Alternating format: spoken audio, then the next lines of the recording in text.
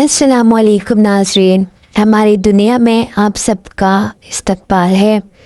आज मैं आपके सामने एक ऐसी कहानी पेश करूंगी जो हमेशा की तरह सच्चाई पर मबनी है और इससे हमें बहुत बड़ा सबक मिलता है।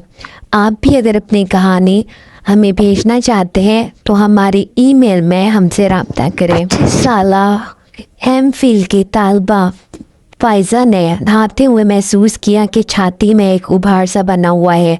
हाथ लगाने पर कुछ गुठली जैसा एहसास होता था, लेकिन कोई ख़ास दर्द तकलीफ वगैरह ना थी।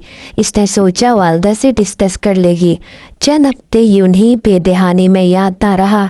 एक दिन दोबारा नहाते हुए इस तरफ ध्यान गया तो माँ से इस बारे में मशवरा कर लिया। माँ ने कहा कोई दर्द या तकलीफ है तो दिखा देते हैं। डॉक्टर को साथ मशवरा दिया कि ज़्यादा मसला नहीं लग रहा तो प्याज बांध लो, साथ वजीफ़ा पढ़ लो, ये आप ही घुल जाएगी।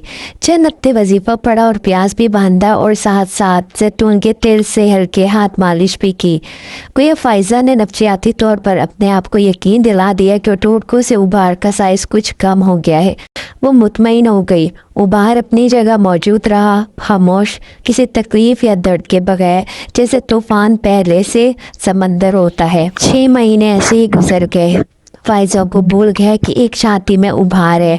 अब के फाइज़ा को अजीब सा दर्द दाएं बाजू में उठा, जैसे इसकी हड्डी में कोई सुराख सा करने की कोशिश कर रहा है। दर्द की दवा ली, चंद दिन और दर्द को आराम आ गया, लेकिन दवा छूटते ही दर्द ने फिर जोर पकड़ा। आखिरकार करीबी डॉक्टर से मशवरा हुआ। इसने कहा जवान लड़की है, इससे क्या होना है। कैल्शियम और विटामिन डी तजवीज़ किया, साथ एक तगड़ा सा पेन किलर इंजेक्शन ठोका और गोलियां देकर चलता किया। फिर से वही आराम आ गया, लेकिन दवा का कोर्स खत्म होते ही फिर वही तंगी शुरू हो गई। फाइज़ा को परेशानी हुई कि ये मोई दर्द जान क्यों नहीं छोड़ रही। इसने अपना डॉक्टर दोस्त को कहकर सरकारी अस्पताल से एक्सरे करवाया। एक्सरे करवा के हड्डी वाले डॉक्टर के पास ले गए। इसने एक्सरे देखकर कहा इसमें कुछ गड़बड़ लग रही है, आप इसको ज़रा कैंसर आउटडोर में दिखा कर आए। और यूं मेरी फाइज़ा से पहली मुलाकात का बंदोबस्त हुआ। फाइज़ा ने मुझे सलाम करके एक्सरे पकड़ाते हुए कहा कि इसे बाजू की हड्डी में दर्द की शिकायत है। मैंने एक्सरे देखते ही हड्डी का पूछने के बजाय इससे पूछा आपको जिस्म में कहीं कोई गिल्टी महसूस होती है, जिसके जवाब में इसने कहा हाँ, बस छाती में उभार सा था, लेकिन वो वजीफ़े और मालिश से बेहतर हो गया है, लेकिन थोड़ा सा अभी भी है। वो थोड़ा सा उभार चेक करते ही अलार्म बजने लगा, मतलब कि उसको पेन शुरू हो गया। मैंने फाइज़ा को हाइपेसी का स्कैन और सीटी स्कैन लिख कर दिए।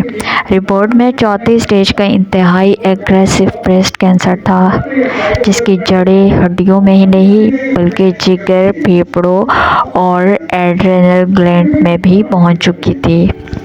फाइज़ा के इलाज का दौरानिया लगभग 18 माह का था। ज़िंदगी के आखिरी 4 माह इसने बहुत तकलीफ़ में गुजारे। बिस्तर पर माजूरी के आलम में वो कभी कभार अपने दिल की बातें किया करती थी। वो शादी करना चाहती थी।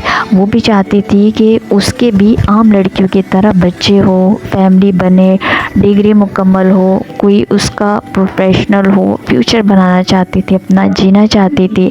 लेकिन शायद मुकद्दर का या शायद लापरवाही का और ही फैसला था। अक्सर हम लोग हर चीज़ मुकद्दर पर डाल देते हैं, नसीब पर डाल देते हैं, लेकिन मैं इतना समझती हूँ कि अल्लाह ताला ने बहुत सारी दुआएं इसी चीज़ में रखी है कि अगर हम मुकद्दर की बजाय हम कोशिश करें तो हमारा मुकद्दर बदल सकता है।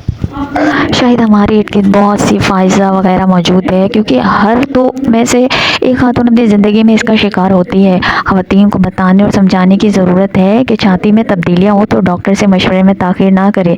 पहली स्टेज में अगर हम इस बीमारी को पकड़ लें तो खुदा की मेहरबानी से इसे जड़ से उखाड़ने के अच्छे चांसेस होते हैं। अगर आप खातून हैं और तस्वीर में दिखाई गई कोई अलामत आप में है तो फ़ौरन किसी ढंग के डॉक्टर से मुआयना करवाएं। अगर आप मर्द हैं तो अपनी ख़वातीन को आगाही दे कि झिझक और ख्वामोखा की शर्म को ज़िंदगी और सेहत से कीमती ना जाने। इस बात को बहुत अच्छे से जान ले, अगर आप अपना ख्याल खुद रखेंगे तो ही दूसरा आपसे प्यार कर सकता है, तो ही आप दूसरों के काम आ सकते हैं। अगर आप बीमार हो जाएंगे तो ये याद रखें कि कोई भी आपको सहारा नहीं देगा, बल्कि ज़िंदगी का ये उसूल है, कोई किसी का सहारा नहीं बनता। अक्टूबर ब्रेस्ट कैंसर आगाही का महीना है, इससे हिफाजत पर तफसीलात भी बताएं, दूसरों को भी बताएं ताकि दूसरों का फ़ायदा हो सके और ख़वातीन ख़ास तौर पर अपना ख़ास ख्याल रखें।